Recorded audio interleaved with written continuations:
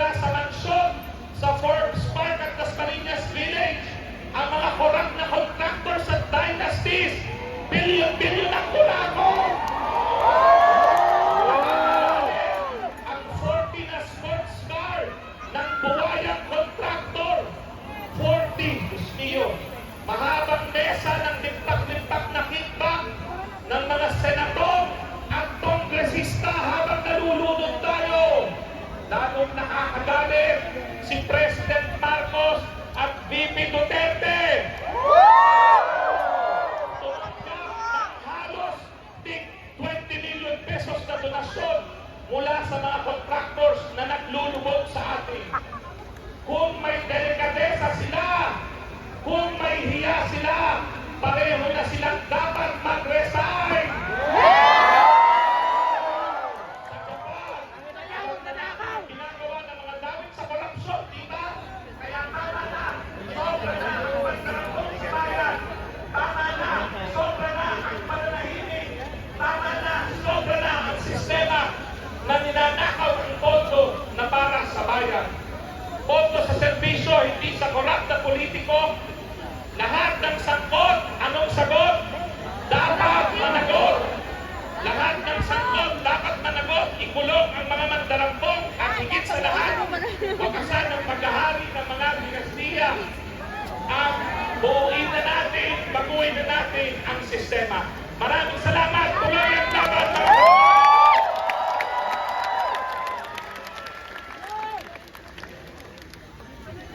Mainit, ngunit mapula pumana sa atin, mga kasama!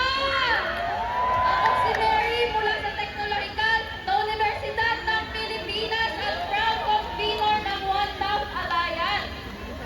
At ngayon, narito ang isang kabataan para ihayag kung ano ang aming tingin sa corruption. Malamang sa malamang mga kasama, alam na alam natin kung bakit tayo yung mga salita. Alam ba natin?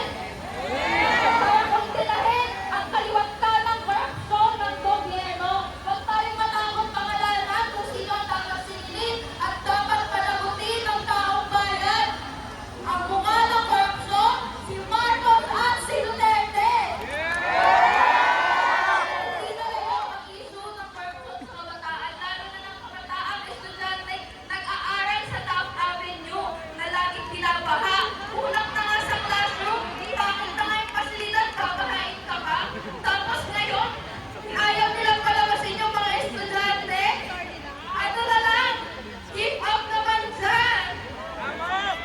Yung mga inilalaan sana na sa flood control project na napupunta lang sa bulsa ng mga kurakot na to ay mas binigyan sanang laan sa mga dagdag na classroom, pagpaganda ng pasilidad at mas scientificong flood control project. Pero anong nangyayari? Nasaan ang buwis ng taong bayan? Tama, nasa bulsa nila. At ito ngayon ang panawagan namin sa mga kabataan na tumungo sa lansangan at ugatin ang tunay na suliranin ng masang api. At nandito tayo ngayon na tunay na lumalaban sa kababaan ng luneta at ito na ang oras para makialam at makahas na makibaka. At syempre mga kasama, hindi dito nagtatapos ang ating pagkilos. Simula pa lang ito, kaya humanda sila. Humanda ang administrasyon na to sa pagbaha ng mga kilos protesta ng taong bayan. Galit na sa korupsyon.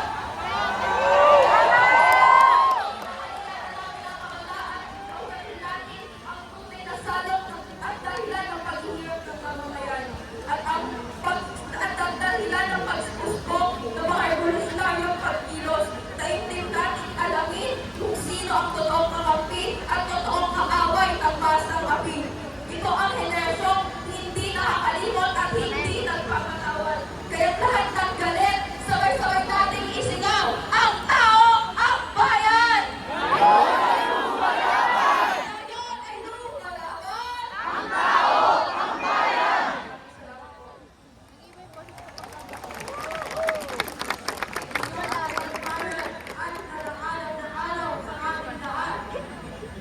Ako, Hijab, Evangelista, mula sa 4th District. Ang representante, mula